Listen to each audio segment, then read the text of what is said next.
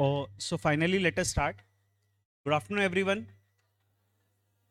Now, see, in the last of the discussions, we had not, in fact, started with the income tax as such, but we have just initiated the talk. And as such, what we have discussed is that in the first group, the fourth paper is the subject of taxation, and my subject would be the part of direct tax, which is of 60 marks.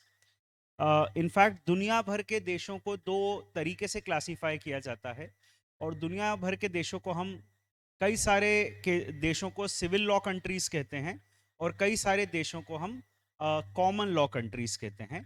Civil law countries basically वो देश होते हैं जहां पर codified written system of law होता है, they are civil law countries.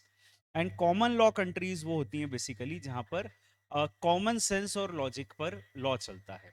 India is a civil law country because we have a written and codified system of law, but many countries as such can be common law countries.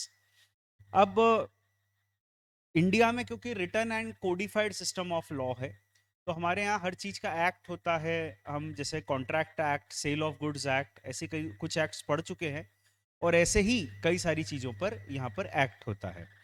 और अभी India का जो legal system है, अगर हम उसको broadly classify करें तो we have the law which are civil laws and we have the criminal laws. Civil law basically वो ब्रांच ऑफ लॉ होती है, वो फील्ड ऑफ लॉ होती है जिसमें हम किसी ट्रांजैक्शन या बिजनेस उससे संबंधित कानून की बात करते हैं. एज सच वहाँ पर कोई गुनाह से संबंधित बात नहीं करते हैं.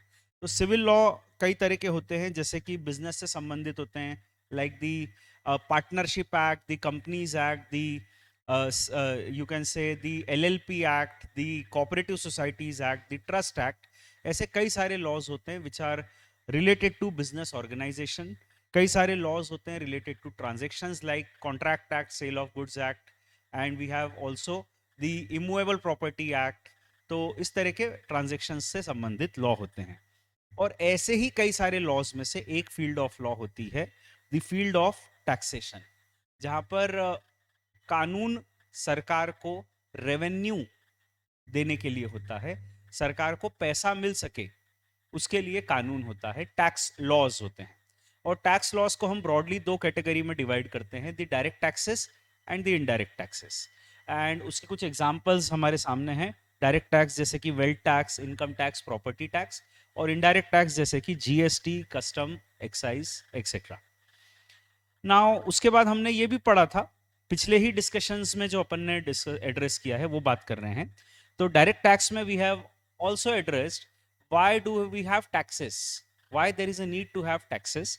तो उसका एक रीजन ये बताया गया था कि टैक्सेस की आवश्यकता इसलिए होती है ताकि अमीरों से पैसा लिया जा सके और गरीबों के बेनिफिट के लिए यूज किया जा सके. That is one of the reason why do we have taxes. दूसरा रीजन बताया गया था कि टैक्सेस की जरूरत इसलिए है क्योंकि सरकार को देश चलाने के लिए बहुत सारे पैसे की जरूरत है, और वो पैसा आएगा कहां से? So we have taxes to run the country.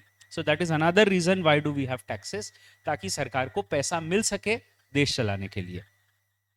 And then lastly one more reason was given why do we have taxes, that is for reforms. So that हमारे देश में रिफॉर्म्स आ सके. सब पर टैक्स लगेगा, पर जो देश के लिए अच्छा कर रहा है, देश का प्रायोरिटी वर्क कर रहा है, उस पर टैक्स नहीं लगेगा. जैसे जो हम कह सकते हैं कि जो से पावर जनरेशन का काम करता है, उस पर टैक्स नहीं लगेगा. या टेक सम एग्जांपल, जो इंफ्रास्ट्रक्चर डेवलप करता है, रोड्स ब्रिजेस बनाता है, उस पर टैक्स नहीं लगेगा. तो एज सच तो सब पर टैक्स लगेगा, पर अगर कोई प्रायोरिटी का कुछ वर्क कर रहा है तो उस पर टैक्स नहीं लगेगा. तो इन बातों को हमने एड्रेस किया था. देन उसके बाद बहुत सारी बातें की हमने. फिर हमने ये भी समझा कि कुछ ऐसे देश होते हैं दुनिया में जहां पर टैक्सेस नहीं होते हैं, उन देशों को हम लोग कहते हैं tax havens. Tax havens basically क्यों होते हैं, ऐसे क्यों देश होते हैं जहां पर टैक्स ही नहीं लगाते वो? तो उसका one of the reason was कि उनके यहाँ देश चलाने के लिए टैक्स की जरूरत नहीं है, ऑलरेडी उनके पास बहुत पैसा है, और अब देश चलाने के लिए उनको टैक्स पे रिलाय नहीं करना होता है. क्योंकि जैसे ऑयल या ऐसा कोई रिसोर्स उनके पास है जिसके ज़रिए वो आराम से अपने देश को चला सकते हैं। दूसरा रीज़न ये भी दिया गया था, why do we have taxes, because why do we have tax havens, because कुछ देश ऐसे होते हैं जो अपने यहाँ पर टैक्स इसलिए हटा देते हैं ताकि फॉरेन इन्वेस्टमेंट आ सके, कई सारे मल्टीनेशनल्स आकर हमारे देश में प्रोडक्शन कर सके, हमारे देश में बिजनेस करें, क्योंकि उनको इंसेंटिव ये है कि हमारे देश में टैक्स नहीं लगता। तो मल्टीनेशनल्स आएंगे और हमारे देश में बिजनेस करेंगे, उससे हमारे यहाँ लोगों को एम्प्लॉयमेंट मिलेगा, हमारे यहाँ का इकोनॉमी का डेवलपमेंट होगा। So there for that reason कई सारी कंट्रीज जो डेवलपिंग इकोनॉमीज है खास तौर पे, या जो इकोनॉमी अपने आप को ग्रो करना चाहती है, वो टैक्स हेवन बन जाती है to promote the foreign investment. और फिर ऐसा भी एलिगेशन लगाया जाता है कि आप टैक्स हेवन इसलिए बन गए क्योंकि आप टेररिज्म वगैरह को भी प्रमोट करते हो। कहीं ना कहीं आपका ये हिडन एजेंडा है कि आप रिश्वत और टेररिज्म और इलीगल एक्टिविटीज़ को प्रमोट करते हो, क्योंकि जहाँ टैक्स हेवंस होते हैं वहाँ पर अक्सर पैसे का मूवमेंट हो जाता है और कोई पूछने वाला नहीं होता है कि ये पैसा कहाँ से आया। जैसे स्विट्जरलैंड है, स्विट्जरलैंड की बैंक्स है, स्विस बैंक है, उसमें पैसा जमा हो जाता है एंड नोबडी आस्क्स कि ये पैसा कहाँ से आया, किसका है, रिश्वत का है, किस तरह की सोर्स है उसका, उसके बारे में कोई पूछताछ नहीं करता है, नहीं कर सकता है। Now with that said, India में तो टैक्सेस हैं हमने कहा था और हमको तो टैक्स पढ़ना है, एंड वी कैन हैव